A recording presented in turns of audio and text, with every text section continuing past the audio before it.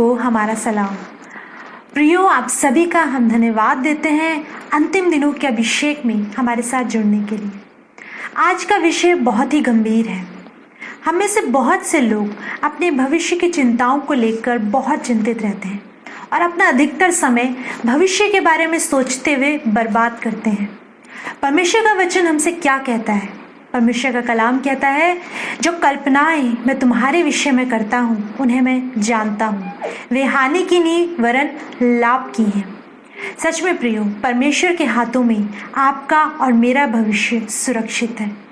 आइए परमेश्वर के कलाम में चलते हैं और परमेश्वर के दास से सुनते और सीखते हैं कि परमेश्वर कैसे हमारे भविष्य की चिंता करता है और क्या योजनाएं हैं प्रभु की हमारे भविष्य को लेकर। सबको जय मसीह की। प्रियो, डर और भय के इस माहौल में जहां हर व्यक्ति चिंतित है, घबराया हुआ है, परेशान है, महामारी के इस समय में जहां चीजें अनिश्चित हैं, नहीं पता कि आगे क्या होने जा रहा है, भविष्य में क्या है। प्रियो, बहुत से फोन कॉल्स हमारे पास रेगुलरली आ रहे हैं और उसमें एक चीज बड़ी दिल को दुखाती है, बड़ी तकलीफ देती है। जब लोगों के फोन कॉल्स आ रहे हैं हमारे पास प्रार्थनाओं के लिए, पूरे देश से, अलग अलग राज्यों से, जब हम उनसे पूछते हैं यीशु मसीह के बारे में, तो सच में वो हमें बताते हैं कि वो 10 साल से, 5 साल से, 15 साल से, 20 साल से यीशु मसीह पर विश्वास करते हैं, पर उनकी अगली बात जो होती है वो बड़ी निराश करने वाली होती है। उनके जीवन में यीशु मसीह तो होते हैं, वो जानते हैं यीशु मसीह के बारे में, वो जानते हैं उसकी सामर्थ के बारे में, पर उसके बावजूद जब वो डर रहे होते हैं, घबरा रहे होते हैं, भयभीत हो रहे होते हैं, तो प्रियो, ये बात बड़ा ही परेशान करती है। और इसी विषय को आज मैं आपके बीच में लेकर आया हूं। अगर मैं आपसे ये पूछूं कि आपका गुजरा हुआ कल कैसा था, तो पता है आपके पास बहुत सारी गवाहियां होंगी। आप बताएंगे कि परमेश्वर पिता की बड़ी दया रही है, बड़ी कृपा रही है गुजरे साल, और आज जो कुछ भी है आज आप उसके अनुग्रह से हैं। अगर मैं आपसे पूछूं कि आपका आज कैसा चल रहा है, प्रियो, आपका जवाब होगा कि प्रभु का अनुग्रह है, जैसे तैसे करके हम मैनेज कर पा रहे हैं।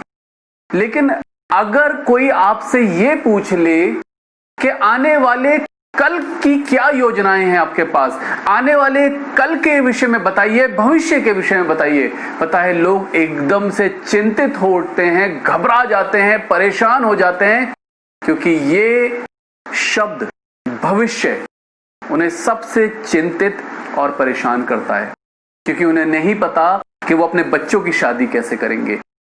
लोगों को नहीं पता कि उनके बच्चों की पढ़ाई कैसे होगी, उनको नहीं पता कि वो किराए के मकान से अपने घर में किस तरह से जाएंगे, उन्हें नहीं पता कि उनके लिए भविष्य में क्या रखा हुआ है। प्रियो, आज का मेरा विषय इसी बात पर केंद्रित है। एक बार एक चेले ने अपने गुरु से पूछा कि हे गुरु, मुझे ये बताइए कि क्या मैं भविष्य को देख सकता हूं? उसका गुरु उसे जवाब देता है कि पहले तू ये जान ले कि भविष्य होता क्या है, भविष्य किसे कहते हैं। और वो उसे एक कहानी सुनाता है। वो उसे बताता है कि एक 3 मंजिल के मकान पर एक व्यक्ति 3rd फ्लोर पर बैठा हुआ आराधना कर रहा था, ध्यान लगा रहा था, चिंतन मनन कर रहा था। और उसी मकान के नीचे ग्राउंड फ्लोर पर एक व्यक्ति खड़ा था। अब वो जो 3rd फ्लोर पर बैठा हुआ स्तुति आराधना कर रहा था, वो आवाज देकर नीचे वाले व्यक्ति से बात करता है और उससे कहता है कि अब से 10 मिनट के बाद इस मकान के नीचे व्हाइट कलर की, सफेद रंग की कार आने वाली है। अब वो जो ग्राउंड फ्लोर पे खड़ा है वो बड़ा बदहवास होता है, वो देखता है दाएं बाएं, क्योंकि उसे ना तो कार की कोई आवाज सुनाई दे रही है, ना ही उसे कार दिखाई दे रही है। और वो बदहवास होता है, परेशान होता है, कहता है कहाँ है कार, मुझे तो ना कोई आवाज आ रही है ना मुझे दिखाई दे रही है। पर क्योंकि वो जो 3 मंजिल के मकान पर बैठा है वो 2 किलोमीटर आगे का देख सकता है और वो 2 किलोमीटर दूर का देख पा रहा है, और वो देख पा रहा है कि हाँ 10 मिनट के बाद कार आने वाली है। बड़े ध्यान से समझिएगा, नीचे वाले व्यक्ति के लिए ये बात भविष्यवाणी है, भविष्य को देखने सरीखा है और वो नहीं देख पा रहा है। पर वो जो ऊंचे पर विराजमान है, वो जो 3rd फ्लोर पर है, वो 2 किलोमीटर दूर का देख सकता है। प्रियो, जब मैंने इस आर्टिकल को पढ़ा मेरी आत्मा में एकदम से कुछ हुआ और मैं अपने प्रार्थना कक्ष में घुटनों पर जाके बैठ गया। लगभग 20 से 30 मिनट शांत होकर बैठे रहने के बाद मैंने आत्मा में परमेश्वर से कहा, फुसफुसाया कि हे प्रभु, क्या मैं तेरा दास भविष्य को देख सकता हूं? और एकदम से आत्मा में कुछ हुआ, एक हाथ आया, उसने मुझे अपने हथेली पर लिया और इस गैलेक्सी से बाहर लेके गया। और बड़ा ही अद्भुत सा ये दर्शन मैंने पाया प्रिय, और ये कुछ साल पहले की घटना है जो मैं अपने प्रार्थनाओं के जीवन की आपके साथ शेयर कर रहा हूं। और हुआ क्या, मैंने देखा कि मेरा कद बहुत बड़ा हुआ है और पृथ्वी वह छोटी सी बॉल के रूप में रोटेट कर रही है, और उसके सामने और भी प्लैनेट्स हैं और भी नक्षत्र हैं जो एक दूसरे के सामने रोटेट कर रहे थे। और थोड़ी देर के बाद यीशु मसीह मेरे बराबर में आके खड़े हुए, और प्रियो मैं उस पृथ्वी को रोटेट होते हुए देख पा रहा हूं। बड़े ध्यान से समझिएगा प्रियो, क्योंकि कुछ साल पहले लगभग जब हम एजुकेशन कर रहे थे, स्कूल टाइम में थे, आप में से बहुत से लोग इस बात से सहमत होंगे, पहले साइंस ये कहता था कि सूरज पृथ्वी की परिक्रमा करता है, लेकिन बाद में इसको करेक्ट किया गया और बताया गया कि नहीं, सूरज तो अपनी ही जगह रहता है। दरअसल ये पृथ्वी है, अर्थ है, जो सूरज के चारों ओर रोटेट कर रही है। अब दिन और रात की परिभाषा है क्या? पृथ्वी का वो हिस्सा जो सूरज के सामने होता है, यानी कि सूरज की रोशनी जिस हिस्से पर पड़ रही होती है उसे दिन कहते हैं, और उसका पिछला हिस्सा जहां पे सूरज की रोशनी नहीं पड़ रही होती उसे रात कहते हैं। अब बड़े ध्यान से समझिए, मैं उस छोटी सी बॉल को रोटेट होते हुए देख पा रहा हूं, और मैं देख पा रहा हूं ये दिन रात हो रहा है। पर क्योंकि कहीं आत्मा में मैंने इस बात को देखा कि मेरा कद उस समय बहुत बड़ा हुआ था और ये छोटी सी बॉल्स के रूप में मैं इनको देख पा रहा था, और मुझे एक बात समझ में आई आत्मा में कि दिन रात जो भी कुछ हो रहा है वो इस पृथ्वी के अंदर हो रहा है। ये जो बाहर है वो तो समय से ही बाहर है, और उसके सामने बस सब कुछ उपस्थित रहता है। यानी कि अब उस पृथ्वी के अंदर गुजर रहे हैं 100 साल, 1000 साल, 500 साल, 1500 साल, 2000 साल। जो कुछ भी घट रहा है वो उस छोटी सी बॉल के अंदर घट रहा है। और प्रियो, ये जो परमेश्वर पिता है ये समय से बाहर है, इसीलिए वचन में लिखा है कि उसके सामने 1000 वर्ष एक दिन के मानिंद है, और एक दिन 1000 वर्ष के मानिंद है। प्रियो, सब बड़े परेशान रहते हैं अपने आने वाले कल को लेकर, अपने आने वाले जीवन की बातों को लेकर कि मेरे जीवन में 10 साल के बाद क्या होगा, 5 साल के बाद क्या होगा, 1 साल बाद हमारे जीवन में क्या होगा। प्रियो, मैं एक सवाल आपसे करना चाहता हूं। अगर मैं आपसे ये पूछूं या ये कहूं कि आपके शहर में, आपके घर के पास जो परमेश्वर का भवन है, जो चर्च है, आप सोच के देखिए, अगर आपको पता चले कि उस चर्च के अंदर खुद यीशु मसीह आए हुए हैं, खुद यीशु मसीह उपस्थित है, क्योंकि 2020 साल पहले यीशु मसीह मानव देह में इस पृथ्वी पर थे और आपको पता चले कि वास्तविक रीति पर यीशु मसीह आए हुए हैं, मौजूद हैं उस स्थान पर, तो आप क्या करेंगे? फिर मैं आपको बताना चाहता हूं, मैं तो बदहवास होके दौड़ूंगा, बदहवास होके दौड़ूंगा। अगर मैं नंगे पैर होऊंगा तो शायद मैं नंगे पैर ही दौड़ पड़ूंगा, क्योंकि मेरा स्वामी, मेरा यीशु मसीह आया हुआ है। और प्रियो, मैं सब कुछ कुर्बान करके बदहवासी में जितना तेज दौड़ सकता हूं, मैं उतना तेज दौड़कर उस स्थान पर पहुंचूंगा। और जब मैं उसके भारी आंगन में ही पहुंचूंगा, प्रियो, मैं कांप रहा होऊंगा, थरथरा रहा होऊंगा, क्योंकि अंदर भीतर यीशु मसीह खड़ा है। अब उसकी वाणी मुझे सुनाई दे रही है और मेरा पूरा बॉडी मेरी कांप रही होगी, मेरा वजूद उसके सामने खड़े होने की हिम्मत नहीं कर पा रहा होगा। और प्रियो, जैसे जैसे मैं सीढ़ी की तरफ अपने कदमों को बढ़ा रहा होऊंगा, मेरा रोम रोम कांप रहा होगा, क्योंकि उसका अभिषेक इतना गाढ़ा है, इतना गाढ़ा है कि वो उसके मुख की प्रकाश, जो उसकी किरणें हैं उसके चेहरे से निकलने वाली, वो बाहर तक आ रही होंगी और मैं उसके अभिषेक का सामना करने योग्य नहीं हूं। और जैसे तैसे करके मैं अपनी सारी क्षमताओं को, अपनी पूरी शक्ति को जुटा के जब मैं उस चर्च के भीतर प्रवेश कर रहा हूंगा, फिर हिम्मत जुटा के मैं पहुंच गया, आगे सामने पहुंच गया। अब आप उसके सामने पहुंच गए हैं जैसे तैसे करके। उससे पहले जब तक आप उसके सामने नहीं पहुंचे थे, आपके पास प्रार्थना के असंख्य विषय थे।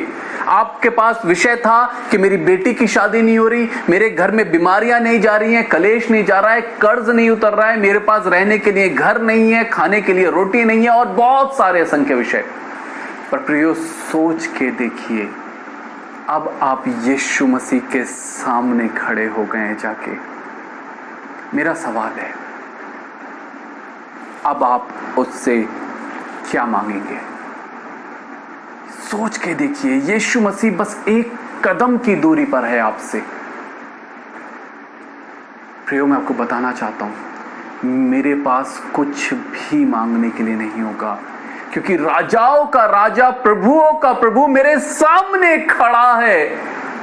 अब भी अगर मेरे पास कुछ मांगने के लिए होगा तो इससे बड़ी मूर्खता क्या हो सकती है? प्रियो, जब मैं अब अपने स्वामी के सामने खड़ा हूं, अपने स्वामी के सामने खड़ा हुआ हूं, मैं यीशु मसीह के सामने, प्रियो, पता है मैं क्या बोलूंगा, मैं क्या कहूंगा? वचन में लिखा है, देना लेने से उत्तम है। प्रियो, मैं उससे कहूंगा, प्रभु, मैं अपना जीवन, अपनी सांसें यीशु तुझे देना चाहता हूं, तेरे कदमों पे अर्पण करना चाहता हूं स्वामी। प्रियो, मैं आपको बताना चाहता हूं, वचन में लिखा है, देना लेने से उत्तम है। राजा के हाथ से कुछ भी लेना कोई बड़ी बात नहीं है, राजा का तो स्वभाव ही है देना। पर अगर राजा किसी के हाथ से कुछ लेने के लिए तैयार हो जाए, प्रियो, तो ये दिखाता है पर्सनल रिलेशनशिप को, उस रिलेशनशिप को जिसके अंदर जब आप एंटर कर जाते हैं तो जो कुछ भी स्वामी का है वो सब आपका है। प्रियो, मैं आपको बताना चाहता हूँ, उस समय आपके पास मांगने के लिए, प्रार्थना करने के लिए कोई विषय नहीं होगा। एक लंबी सी यात्रा है। जब किसी व्यक्ति को ये पता चल जाता है कि यीशु ही प्रभु है, यीशु ही उद्धार करता है, अब वो सालों की यात्रा में वचन को पढ़ते हुए, प्रार्थनाओं के जीवन में बढ़ते बढ़ते बढ़ते बढ़ते एक ऐसे मुकाम पर आ जाता है जहां सामने यीशु मसीह है और वो व्यक्ति अपनी झोली फैलाए खड़ा होता है और उसको ये पता चल जाता है कि मैं कृपा पात्र हूं। अब उसको ये पता चल गया, उसने इस अधिकार को जान लिया है कि सामने मेरा स्वामी है और मैं उसकी दया का पात्र हूं, मैं उसकी कृपा का पात्र हूं। और यहां पर वो सालों तक ठहरा रहता है, ठहरा रहता है, ठहरा रहता है। प्रियो, एक दिन प्रभु ने मेरी आत्मिक आंखों को खोला और मुझे पता चला कि मैं उसके सिंहासन के सामने या उसके एक कदम दूर उसके खड़ा हुआ हूं और मुझे पता चला कि मैं महीनों से सालों से यहां पर बना हुआ हूं और प्रभु ने मेरी आंखों को खोला और मुझे पता चला कि मैं सिर्फ कृपा पात्र नहीं हूं, एक कदम और मैं एक अद्भुत से धमाके के साथ, ज्योतिर्मय धमाके के साथ मैं यीशु मसीह में एंटर हो जाऊंगा। और मुझे पता चला कि मैं सिर्फ कृपा पात्र नहीं हूं, मैं यीशु मसीह की आत्मा का ही अंश हूं। अरे मैं अपने पिता का ही अंश हूं। प्रियो, मैं आपको बताना चाहता हूं, आप सिर्फ कृपा पात्र नहीं हैं, आप उसकी आत्मा का ही अंश हैं। और जैसे ही उस ज्योतिर्मय धमाके के साथ आप उसके अंदर एंटर होते हैं, आपका जीवन खुद ज्योतिर्मय हो जाता है, क्योंकि यीशु मसीह ने वचन में एक स्थान पर कहा है कि जगत की ज्योति मैं हूं, और दूसरे स्थान पे कहा है तुम जगत की ज्योति हो। जैसे ही उस ज्योतिर्मय प्रकाश के अंदर आप एंटर कर जाते हो, आपका जीवन खुद ज्योतिर्मय हो जाता है। और ज्योति का काम है, दीपक का काम है इस दुनिया के अंदर प्रकाश फैलाना और अंधकार को दूर करना। प्रियो, तब आपको पता चलता है आप सिर्फ इस संसार में पाने के लिए नहीं आए हो, आप देने के लिए आए हो। प्रियो, एक बड़ा खूबसूरत सा भेद मैं आपके साथ शेयर करना चाहता हूं। जैसे मैंने कहा, बहुत से लोग हमारे पास फोन कॉल्स आ रहे हैं और वो बहुत से जीवन की चिंताओं से चिंतित हैं, परेशान हैं, बदहवास हैं। मेरे साथ आप एक स्थान से पढ़ सकते हैं, जो मिलेगा आपको नीति वचन की पुस्तक, उसका 22 अध्याय पहला पद। यह लिखा है, बड़े धन से अच्छा नाम अधिक चाहने योग्य है और सोने चांदी से दूसरों की प्रसन्नता उत्तम है। ये मैंने पढ़ा नीति वचन, जो कि इस दुनिया के सबसे बुद्धिमान व्यक्ति के द्वारा लिखा गया, क्योंकि सुलेमान के लिए लिखा गया है कि उसके तुल्य ना तो कोई बुद्धिमान हुआ ना ही कभी होगा। उसने आसमानी बुद्धि को पाके नीति वचनों को लिखा, और लिखा है सोने चांदी से दूसरों की प्रसन्नता उत्तम है। क्या मतलब है इस बात का, क्या भेद है इस बात का? प्रियो, हम अपने जीवन में खुश रहना चाहते हैं। हर एक व्यक्ति अपनी खुशी को चाहता है, पर दूसरे को नाराज करके क्या ये पॉसिबल है? क्या ये संभव है? किसी कीमत पर भी। क्या कहना चाहता है फिर वचन का लिखने वाला? प्रियो, अगर आप खुद खुश रहना चाहते हैं, अगर आप अपने जीवन में आनंद को, सच्चे आनंद को पाना चाहते हैं, तो उसकी प्राप्ति का यत्न खुद आपको अपनी खुशी से नहीं मिलेगा। जब आपकी पत्नी आपसे खुश होगी, आप अपने आप खुश होगे। जब आपका परिवार आपसे खुश होगा, आप तो अपने आप ही खुश हो जाओगे। जब आपके बच्चे आपसे खुश होंगे, आप अपने आप ही खुश हो जाओगे। मुझे करना क्या है? हर एक पति पत्नी के लिए नाराजगी रखता है जीवन भर कि मेरी पत्नी मेरी खुशी की चिंता नहीं करती। पत्नियां इस बात से नाराज हैं, बहनें इस बात से नाराज हैं कि उनका पति उनकी खुशी की चिंता नहीं करता। प्रयोग करना क्या है? हम उल्टा देख रहे हैं अपने जीवन के अंदर। अगर सफर के अंदर आपके बराबर में कोई व्यक्ति बैठा हुआ हो, ट्रेन में या बस पे आपके बराबर में बैठा हो, और क्योंकि हर एक व्यक्ति बड़ा कंफर्टेबल होकर बैठना चाहता है, पूरी सीट घेर के बैठना चाहता है, अब उसके बराबर वाले को वो जगह नहीं देना चाहता। अब वो जितना जगह को कवर करके बैठेगा, साम बराबर वाला व्यक्ति उतना ही कूड़ेगा, उतना ही नाराज होगा, और आपके लिए वो सफर उतना ही दुखदाई और पीड़ादायी हो जाएगा। पर अगर आप अपने सोच में परिवर्तन करें और आप अपनी सीट भी उसे दे दें, आप बिल्कुल सुकड़ के बैठ जाएं और आप कहें नहीं भाई आप कंफर्टेबल बैठिए, नहीं मेरी बहन आप आराम से बैठिए, पता है होगा क्या? वो व्यक्ति आपसे प्रेम दिखाएगा। उस व्यक्ति को एहसास होगा कि ये कितना भला व्यक्ति है, ये कितनी भली बहन है, और वो खुद आपको अपनी जगह देने की कोशिश करेगा और आप प्रसन्नता के साथ उस सफर को कर पाएंगे। हालेलुया। प्रियो, मैं आपको बताना चाहता हूं, हम उल्टा देख रहे हैं। अगर आप वास्तव में सच्ची खुशी और आनंद पाना चाहते हैं, आपको करना क्या है? अपने घर में आपको खुशी नहीं मिल पा रही है, थोड़ा सा रुकिए, संयम बरतिए। प्रियो, अगर आप वास्तव में वो सच्ची खुशी और आनंद प्राप्त करना चाहते हैं तो मैं आपको बताना चाहता हूं, इस दुनिया में ऐसा कुछ भी बाहर है ही नहीं जिसे आप बाहर से भीतर भोग लें और आप कहें कि आपने आनंद को पा लिया। क्योंकि आप कितना भी बड़ा टीवी ले लें, थोड़े समय के बाद आप कहेंगे कि वो आउटडेटेड हो गया। अगर आप कितनी भी बड़ी कार ले लें, थोड़े समय के बाद और एडवांस टेक्नोलॉजी आ जाएगी और आपको पुरानी लगने लग जाएगी। कितना भी बड़ा घर, कितना भी बड़ा सोफा, कितनी भी बड़ी बड़ी चीजें आप क्यों ना ले लें, थोड़े समय के बाद आप उससे विरक्त हो जाएंगे। दरअसल बाहर कुछ भी ऐसा नहीं है जिसको आप भोग के भीतर से आनंदित हो जाएं। आनंद भीतर से बाहर की तरफ फ्लो करता है, बाहर से भीतर की तरफ नहीं। अगर आप आनंदित हैं तो आनंदित हैं। अगर आपके भीतर यीशु मसीह है तो मैं आपको बताना चाहता हूं, नहीं फर्क पड़ता कि आपके जीवन में बाहर परिस्थितियां कैसी हैं। और प्रियो, जैसे मैंने इस वचन के शुरुआत में आपको बताया कि जब मैंने लॉर्ड से जाके इस विषय को कहा, मैंने बोला उस आर्टिकल को पढ़ने के बाद कि प्रभु, क्या मैं तेरा दास भविष्य को देख सकता हूं? मैंने सामने यहोवा परमेश्वर को, यीशु मसीह को सिंहासन पर बैठे हुए देखा और मैंने देखा कि मैं उसके सामने खड़ा हूं।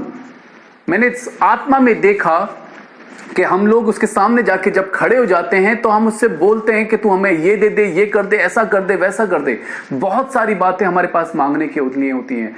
और मैंने देखा कि यीशु मसीह सामने सिंहासन पर हैं और मैं उसके सामने हूं और मैं अपने जीवन की बातों को लेकर, चिंताओं को लेकर, बीमारियों को लेकर, शारीरिक दशा को लेकर उससे सवाल करने के लिए आया हूं, उससे मांगने के लिए आया हूं।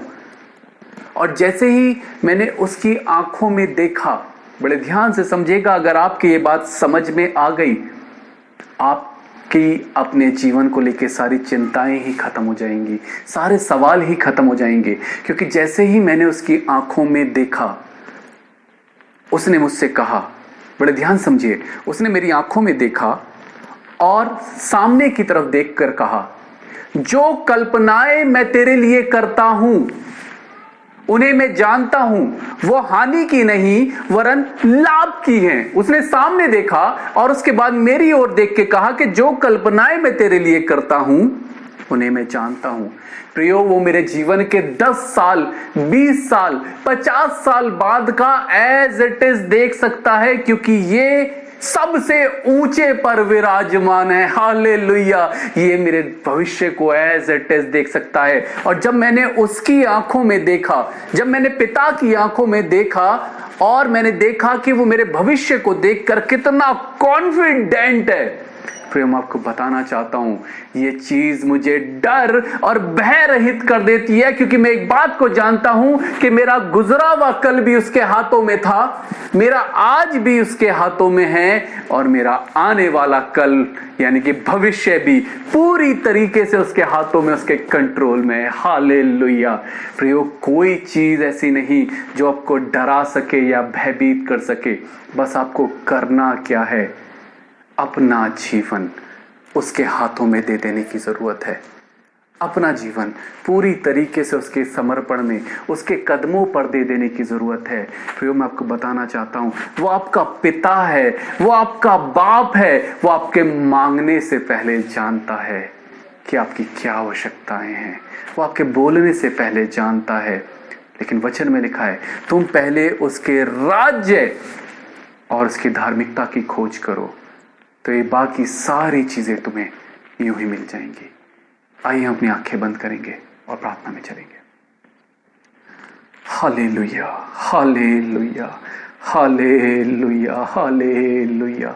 हाँ मेरे प्रभु, मेरे यीशु नासरी, आपका धन्यवाद, आपका धन्यवाद मेरे प्यारे पिता। सच में मेरे प्रभु, तेरे सामने सब कुछ उपस्थित रहता है। प्रभु, ये हमारे लिए ये बड़ी बातें हैं खुदावंद, हमारे लिए ये बड़ी बातें हैं। पर प्रभु, तेरे सामने आज भी सब कुछ उपस्थित है। तू समय से बाहर है मेरे यीशु मसीह, और तू सबसे ऊंचे पर विराजमान है। प्रभु मैं इस समय हर इस एपिसोड को देखने वाले को, इस टीवी को, इस प्रोग्राम को देखने वाले को यीशु आपके नाम से ब्लेस करता हूँ और तुझसे विनती करता हूँ तो इनके दिलों से हर तरह के डर और भय को दूर कर प्रभु, और उन्हें पाए कि ये तुझ जिंदा जीवते परमेश्वर को अपनी आंखों से देखने पाए, और प्रभु ये तुझ में होकर अपने भविष्य को देखने पाए जो पूरी तरीके से सिक्योर है। मैं यीशु मसीह के नाम से ठहरने वाली आशीष और कल्याण बोलता हूँ, आमीन। सच में प्रियो, प्रभु का धन्यवाद देते हैं इस खूबसूरत टीचिंग के लिए जो प्रभु के दास के द्वारा हम तक पहुंची।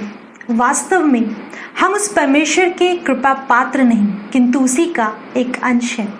होने पाए ये वचन आपके जीवन में बहुतायत से फल लाने वाला हो सके।